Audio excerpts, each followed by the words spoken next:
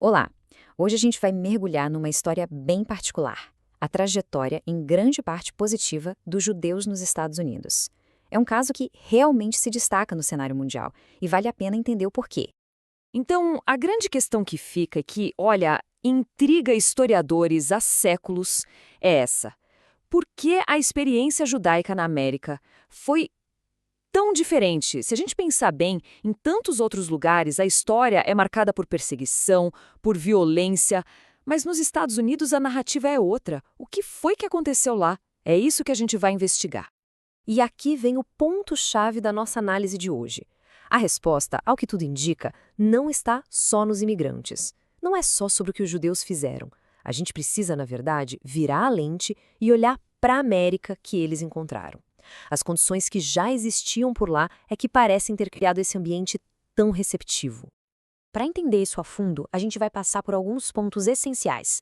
Vamos falar da experiência do imigrante, da chamada linha de cor da América, de como a religião virou uma vantagem e também sobre consumo e política.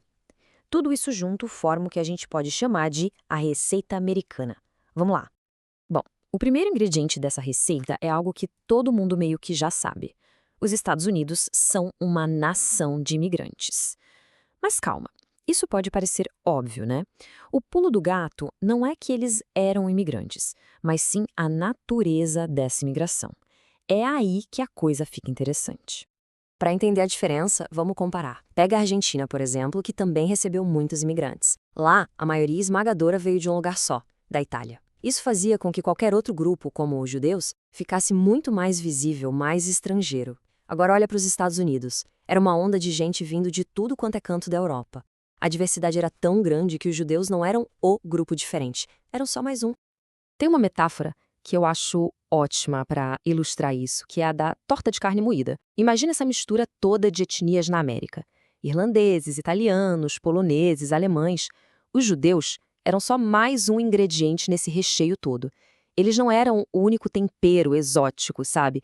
E isso, claro, criou um cenário muito mais propício para interação, para integração. Ok, vamos agora para o segundo ponto, e este aqui é bem mais complexo e talvez o mais crucial de todos. A gente precisa falar da profunda e poderosa obsessão americana com a questão da raça. Esse conceito é a chamada linha de cor. Pensa numa divisão rígida na sociedade, imposta por lei e pelos costumes, que separava todo mundo entre brancos e não brancos. E, claro, todos os privilégios e o poder ficavam de um lado só. Estar de um lado ou do outro dessa linha definia basicamente tudo na vida de uma pessoa: acesso a direitos, a oportunidades, tudo mesmo. E, para não restar dúvida de que isso era oficial, olha só essa decisão da Suprema Corte Americana de 1856. Eles disseram, com todas as letras, que pessoas de origem africana jamais poderiam ser cidadãs e que a Constituição nunca quis incluí-las no nós, o povo. Ou seja, não era só um preconceito na sociedade. Era a lei, era a palavra final do Estado. E aqui vem a virada de chave para os imigrantes judeus. No meio dessa divisão toda, os judeus europeus foram classificados como brancos. Isso mudou tudo, colocou eles do lado privilegiado da linha. De repente, eles tinham acesso à cidadania, ao voto, a oportunidades que eram completamente negadas a outros grupos. Ao serem vistos como brancos, eles conseguiram escapar das barreiras mais brutais da sociedade americana da época. Agora vamos para o terceiro ponto, que revela uma virada quase irônica na história: a religião. Aquilo que por séculos foi a maior fonte de opressão para os judeus na Europa, na América, se tornou uma vantagem. Parece estranho, né? Vamos entender como. Bom, primeiro é bom lembrar como era na Europa. Lá, a identidade religiosa dos judeus era o motivo da exclusão deles. O Estado tinha uma religião oficial, uma igreja oficial. Se a pessoa não pertencesse a ela, era, na melhor das hipóteses, um cidadão de segunda classe. Muitas vezes nem isso. Já a filosofia americana era outra coisa, completamente diferente. E essa frase do Thomas Jefferson resume tudo. Ele disse: "Não me causa dano algum se meu vizinho disser que há 20 deuses ou nenhum deus. Isso não me rouba o bolso nem me quebra as pernas." A ideia era essa: a fé de cada um é um assunto privado, não é da conta do governo. E isso abriu um espaço enorme para o pluralismo religioso. E o efeito prático disso foi gigantesco. Primeiro porque a América, no geral, via a religião como algo bom, algo moral. Mas, ao mesmo tempo, o Estado não se metia na crença de ninguém. Como não tinha uma igreja oficial, toda religião era basicamente uma associação voluntária, como um clube. E isso foi fundamental porque permitiu que os judeus pudessem lutar por seus direitos na linguagem da religião, como uma comunidade de fé. E essa era uma linguagem que os americanos entendiam e, mais importante, respeitavam. Certo, agora vamos juntar as duas últimas peças desse quebra-cabeça que estão bem conectadas. Vamos falar da cultura econômica dos Estados Unidos e do seu sistema político bem pragmático.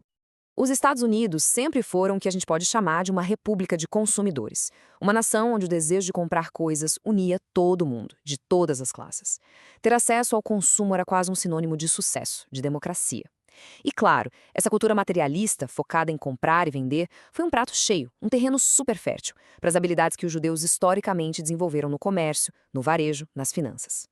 E essa mesma lógica, bem pragmática, bem direta ao ponto, valia para a política. O que mais importava na política americana, na maior parte do tempo, não era uma grande ideologia ou uma pureza de doutrina.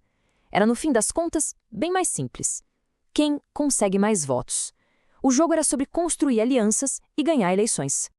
E o sistema bipartidário americano reflete bem isso. Tem a crítica famosa da Helen Keller, que chamava os dois partidos de Tweedledee Tweedledum, tipo, dois irmãos gêmeos que parecem iguais e desestimulam qualquer mudança radical. Por outro lado, tem a visão do sociólogo Daniel Bell, que via a política americana como um grande bazar, onde vários grupos de interesse vendem seu peixe e negociam debaixo das tendas dos dois grandes partidos. Em ambos os casos, o que a gente vê é um sistema que força a negociação. E nesse bazar, os judeus puderam entrar como mais um grupo, negociando apoio em troca de influência, o que normalizou completamente a participação deles na política. Muito bem. Então vamos amarrar todas essas pontas. Como é que esses 5 elementos, tão característicos dos Estados Unidos, se combinaram para criar esse resultado histórico tão particular para os judeus? Recapitulando a nossa receita, então. Primeiro, uma nação de imigrantes super diversa, onde os judeus eram só mais um grupo. Segundo, uma linha de cor rígida que os classificou como brancos e deu acesso a privilégios. Terceiro, um pluralismo religioso que viu o judaísmo como algo positivo. Quarto, uma cultura de consumo perfeita para as suas habilidades comerciais. E quinto, uma política de negociação que permitiu que eles participassem como qualquer outro grupo de interesse. Nenhum desses fatores sozinho explica tudo, mas juntos, uau, eles criaram um ambiente incrivelmente favorável.